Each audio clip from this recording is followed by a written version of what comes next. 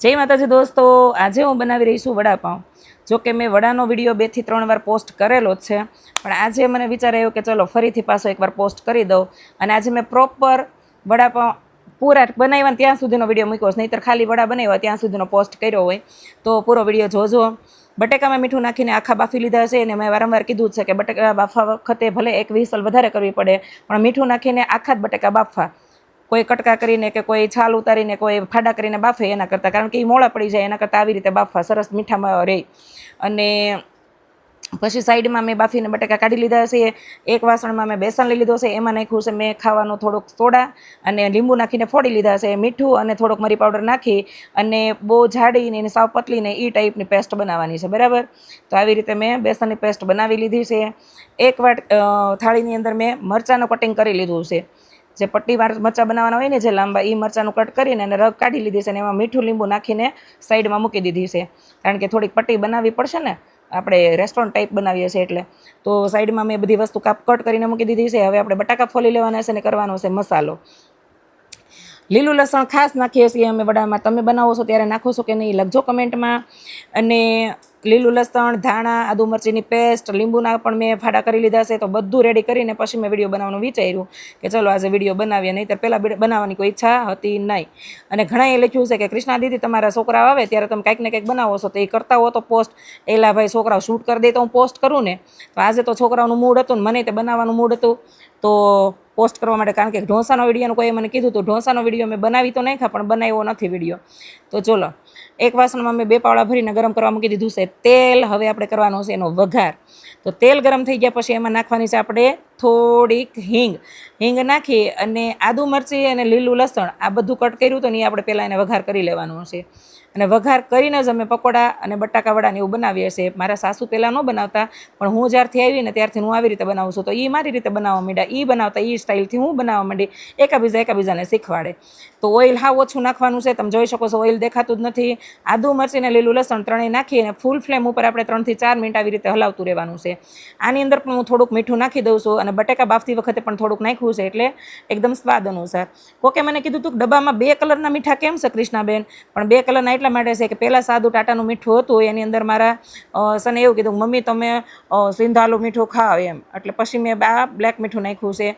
તો તમે જોઈ શકો છો. પછી મીઠું નાખીને હળદર નાખીને પછી નાખ્યો છે મેં એવરેસ્ટનો ગરમ મસાલો. પણ વડાપાઉંની અંદર તમારા મહાલક્ષ્મીનો ગરમ મસાલો નાખવાનો, ફૂલ ટેસ્ટી મસ્ત મજાના બનશે. તો આવી રીતે બધા મસાલા કરી લીધા છે. હળદર, મીઠું, આદુ મરચી તો નાખ્યા જ છે, અને ગરમ મસાલો આ બધું નાખી અને આવી રીતે આપણે ફૂલ ફ્લેમ ઉપર હલાવતું રહેવાનું છે. અને તરત ને તરત લીલું લસણ તો ચડી જ જાય એકદમ નરમ હોય એટલે. અને પછી એની અંદર નાખી દેવાના છે આપણે જે બટેકા બાફેલા છે એ, અને એનો બનાવી લેવાનો છે છુંદો મસ્ત મજાનો. અને ધાણા, લીંબુ આ ઉપરથી આપણે એડ કરી દેવાનું છે બટેકા નાખી, અને પછી મેશરથી આપણે મેશ કરી દેવાનું છે. અમારા ઘરમાં મારા હાથના બટાકા વડા મારા પતિને અને મારા બેનના હસબન્ડને બેયને બહુ જ ભાવે છે, બરાબર. તો આપણે એમાં પહેલો નંબર છે ઢોસામાં, બટેકા વડામાં, એમાં બધામાં. જો કે લગભગ બધામાં, પણ આ વસ્તુ તમારી ફેવરેટ, ઘરમાં અવારનવાર બનતી હોય છે. તો ચડિયાતું લીંબુ અને ધાણા નાખી દીધા છે. હવે આપણે આ બધી વસ્તુને અંદર મેશ કરી લેવાની છે. સરસ મજાના બટાકા બફાઈ ગયા છે, તો ચમચાથીને જ બધા થઈ ગયા હતા મેશ. તોય છતાં મેં મેશરથી બધું મિક્સ કરી દીધું છે અને બનાવી નાખ્યો છે ટકાટક તીખો, ખાટો, મીઠો, મસ્ત મજાનો ચટાકેદાર બટાકા વડાનો મસાલો. બટાકા વડા જ કહેવાય ને, આ તો વડાપાવના મોટા વડા હોય ને બટાકા વડા આમ તો નાના 2 ભાઈ બહેન જ થાય. અને બટાકા વડા તો પહેલાં બહુ જ બનતા. ઘરે કોઈક મહેમાન આવે ને તો રામદાસો એટલે રવો અને ભજીયા વધીને બટાકા વડા ને સૂરમું ને એવું જ બધું બનતું. તો ભજીયા અને બટાકા વડા તો ગામડે બહુ જ બનતા, ને એમાં પારંગત છે, ખાવામાં બનાવવામાં બેયમાં. હો, જો કે ખાવામાં તો ન બોલું તોય તમને ખબર પડી જાય હું એટલી બધી સાડી પાડી થઈશું. તો ખાવામાં બહુ તો જ ને. તો જુઓ, બની ગયો ટકાટક મસાલો. વડાપાવના ફ્રેશ પાઉં મારા પતિદેવ લઈ આવ્યા છે. ચટણી મેં બનાવી નથી, પણ એ ખજૂર આંબલીની સરસ મજાની ક્યાંકથી ચટણી લાવે છે, તો ચટણી તે રેડીમેડ આવી છે ઘરે. નહીંતર તો વળી હું ખજૂરને આંબલી 2 બાફીને અને કરી નાખતી હોઉં છું. પણ મસાલો તો ચાખવો જ પડે ને બાપા. એ દરેક ગુજરાતી નારીની ટેવ હોય કે બટાકાનો મસાલો બને એટલે એ ચાખી લેવાનો. સાઈડમાં પટ્ટીના જે મરચાં બાયા કટ કરી રાખ્યા હતા એની અંદર લીંબુ અને થોડુંક મીઠું આ બંને એડ કરી દીધું છે. અને મને થોડુંક એમ લાગ્યું કે તીખાશ થોડીક ઓછી છે, એટલે મેં ઉપરથી થોડોક બ્લેક મરી પાવડર નાખ્યો છે બટાકા વડાના મસાલામાં. અને થોડુંક મીઠું નાખીને અને આ પટ્ટીને મેં હલાવીને મૂકી દીધી છે સાઈડમાં, એટલે આપણને તીખી લાગે નહીં, બરાબર. એમાંથી મીઠું કે લીંબુનો રસ કાઢવા નથી, સીધો એમાં ચણાનો લોટ નાખવાનો છે. હવે આપણે મૂકી દેવાનું છે તેલ ગરમ કરવા, કારણ કે વડા તળી લેવાના છે. તો તેલ મૂકી દીધું છે મેં ગરમ કરવા. અન્નપૂર્ણા સિંગ તેલનો હું ઉપયોગ કરી રહી છું. અને હવે આપણે જે પેસ્ટ બનાવી લીધી હતી એમાં આપણે વડા બનાવીને ગોળ, જે મોટા વડા મીડિયમ સાઇઝના કોઈ બનાવતા હોય, કોઈ મોટા બનાવતા હોય, પણ હું તો એક વડાપાવની અંદર મોટો વડો હમાઈ છે ને એવો જ મોટો કરું, કે આપણે ક્યાં હોટલમાં બેસવાના છે, એટલે મોટા જ વડા રાખવાના. જુઓ સરસ મજાના આવી રીતે વડા મેં નાખી દીધા છે. 5-5, 6-6 વડા તળ્યા છે કાંઈ, અને બનાવી નાખ્યા ટકાટકના વડાપાઉં. કોને કોને વડાપાઉં ભાવે છે? મને તો બહુ જ ભાવે છે. તો આપણી ફેવરિટ વાનગી છે, બધા એમ કે મુંબઈના વડાપાઉં. મુંબઈમાં નહીં, આ ભાઈ આજકાલ સુરતમાં જે છે ને એ બીજું બધું બહાર આવે છે, કારણ કે સુરતનું જમણ ને કાશીનું મરણ. સુરતનું ખરેખર જમવાનું બહુ સારું છે. ઓલા સંજીવ કુમારને કેમ ખબર ન ગઈ, એ તો મને નથી ખબર પડતી. બાકી સુરતનું જમવાનું કોઈ નકારી જ ન હોય, કે કારણ કે ગૃહિણીથી લઈને નાની રેકડી સુધી, રેકડીથી લઈને મોટા રેસ્ટોરન્ટ ને 3 સ્ટાર 5 સ્ટાર હોટલ સુધી જમવાનું ટકાટક હોય, કારણ કે પાણી જ અહીં તાપીનું છે, ને તાપીનું પાણી જ મીઠું છે, અને અહીંના માણસોના હાડે મીઠા છે. હાટ તો મીઠા છે પણ હાડે મીઠા છે, એમ મારા ગૌઢાબાની ભાષામાં. તો જુઓ મારી સાઈઝના મોટા મોટા દડા જેવા મોટા મોટા વડા કરી નાખ્યા છે. એકે બઠ્ઠો એક વડા આમ બધા, નકર પહેલાં હું નાના કરતી ને તો એક પાઉં હોય ને એમાં 2 વડા ભરીને મારા સાહેબ તો ખાતા. નક્કી કરી નાખ્યું મોટું જ વડું બનાવું. તો જુઓ તેલ એ સરસ મજાનું આવી ગયું છે, અને સરસ મજાના સોનેરી કલરના થયા એ રીતે મેં તળી લીધા છે વડા. મારા પૂર્વને નાની નાની મમરી બહુ ભાવે, એટલે મેં જાણી જોઈને મમરી થોડીક પાડી છે અંદર. અને લસણની ચટણી મેં બનાવી લીધી છે સાઈડમાં, એની અંદર મમરીનો ભૂકો નાખી અને એ પણ તમે વડાપાવમાં લગાવી શકો. એટલે બટર, લસણની ચટણી આ બધું આજ તો પ્રોપર કીધું ને, વડાપાવ પ્રોપર જ બનાવ્યા છે. અને વડાપાવ બનાવીને ભરીને ખાઈને પછી જ વિડીયોને મેં સ્ટોપ કર્યો છે, એટલે આખો જોજો. કારણ કે બનાવવાની સ્ટાઇલ નથી ખાલી જોવાની, ઊભા ગળે અમે ખાઈએ છીએ ને એ સ્ટાઇલે તમારે જોવાની જ છે.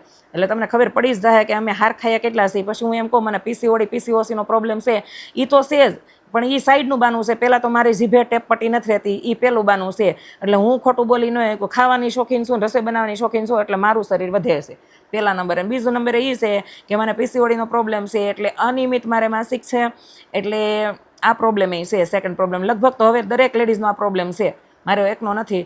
એટલે આ પ્રોબ્લેમ હવે ઘરે કહે ને કે હિસ્સો બની ગયો છે ઘરનો, જીવનનો. એટલે એને બહુ નથી નજરમાં લેતા, ભૂખ લાગે એટલે ખાઈ લઈએ છીએ. અને મારે તો હોર્મોન્સ એ ટાઈપના છે કે ડેટ નજીક હોય ત્યારે મને બહુ ભૂખ લાગે, એટલે હું 4-4 ને 5-5 ટક ખાઉં છું. બોલો, પાછો કોઈક મને કહેવા નહીં હોય તો યોગા કરો, જીમ કરો, બધું ઘરનું કામ હું જ કરું છું. ઘરનું કામ, સોશિયલ મીડિયાનું હેન્ડલિંગ, સમાજના રહેલા વ્યવહારો બધુંય. એટલે નથી થતું ટાઈમે જીમ. ને જેથી જીમમાં જાઉં તે દિવસ કોઈક મહેમાન આવે છે, અથવા મારે તઈ જ ક્યાંક બહાર જવાનું થાય ને કે તઈ જ કોઈક મરી જાય છે, એટલે જીમ મારે થતું નથી ટાઈમે, બરાબર. એટલે દોઢાથી કોઈ સલાહ નહીં દેતા. હું ભલે જાડી રહી પણ શું હેલ્થી, બધું કામ મારા હાથે જ કરું છું, કોઈની ઉપર ડિપેન્ડ નથી જ.